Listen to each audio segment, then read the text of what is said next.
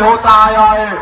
70 साल से हमको धोखा देते रहे, सेकुलरिज्म के नाम पर हमको धोखा देते रहे। हमेशा यही कहा गया कि बीजेपी को फरका परस्त ताकतों को रोकना है। मैं जिम्मेदारी के साथ कह सकता हूं कि हमने 70 साल में कभी फिरका परस्ती का साथ नहीं दिया, हमने उस पार्टी का साथ नहीं दिया, उस कैंडिडेट का साथ नहीं दिया। हमने हमेशा लीडर दूसरों को माना। हमने कभी मुलायम सिंह को समझा कि मौलाना मुलायम है, गलती हो गई, नुकसान उठाया। हमने समझा कि बीएसपी हमारी लीडर है, मगर बीएसपी ने किसी और का काम किया और हमेशा हमको डरा कर हमसे वोट लेते गए। पूछो इन लोगों से जो आज मजलिस इत्तेहादुल मुस्लिमीन पतन खरीद कर रहे, सेकुलरिज्म की बातें करते हैं।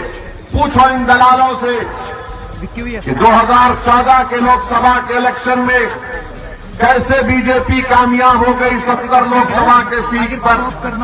बताओ इनको, पूछो कि कहां गया सपा का वोट, कहां गया सपा का वोट, मोदी कामयाब हो गया। पूछो यहां का सांसद कैसे कामयाब हो गया। मैं आपसे सवाल कर रहा हूं कि आपने बीजेपी को वोट दिया था लोकसभा के चुनाव में? बताइए कि आपने लोकसभा के चुनाव में बीजेपी को वोट दिया था?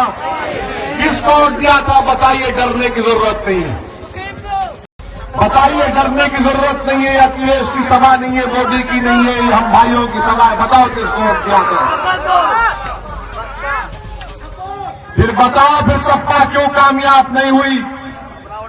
बताओ, बीएसपी क्यों कामयाब नहीं हुई? इसलिए कामयाब नहीं हुई कि उनका वोटर मोदी के गोद में जाकर बैठ गया। सपा का वोटर मोदी को बोला ये मेरा भाई है, ये मेरा माई बाप है, और वहां पर चला गया। बीएसपी का वोटर बोला ये मुझे बचाएगा, मैं वहां पर कूद गया, पैरों में गिर गया जाके। और हम क्या किए? हम सेकुलरिज्म को जिंदा रखना है, वोट डाले, वोट डाले, वोट डाले। नहीं मेरे भाई, थाली मत मारो। हम कब तक सेकुलरिज्म के नाम पर ठगे जाएंगे?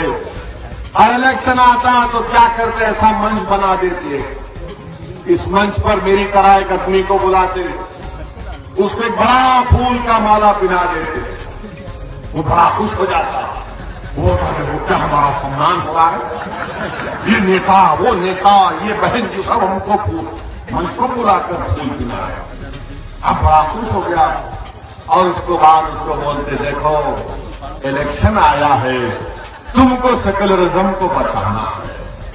और वो बेचारा हमारा भाई मासूम होता है, वो बोलता है कि आप फिक्र मत करिए बहन जी, नेताजी, हम तलवार निकाल लेंगे, आंच आने नहीं देंगे। और क्या हुआ? पीठ पर सबसे पहले खंजर मारने वाले वही लोग थे जो हमसे वादा कर रहे थे कि तुम्हारा हल काम करेंगे। मेरे भाई, मेरे पीठ पर अब कोई निशान बाकी नहीं रहा जहां पर कोई खंजर मार सकता है।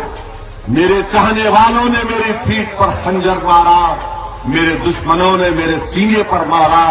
अब इतना जख्म है कि अब जिस्म से खून भी नहीं निकल सकता।